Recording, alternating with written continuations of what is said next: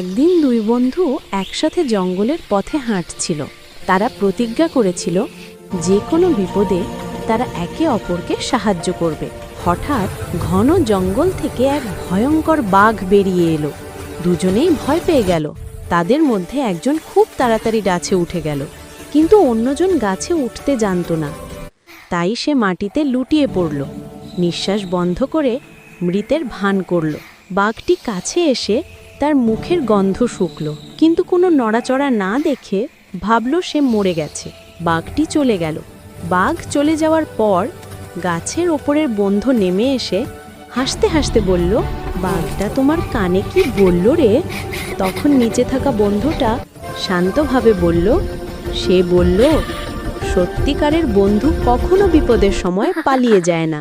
নৈতিক শিক্ষা: প্রকৃত বন্ধু সেই যে বিপদের সময় তোমার পাশে থাকে।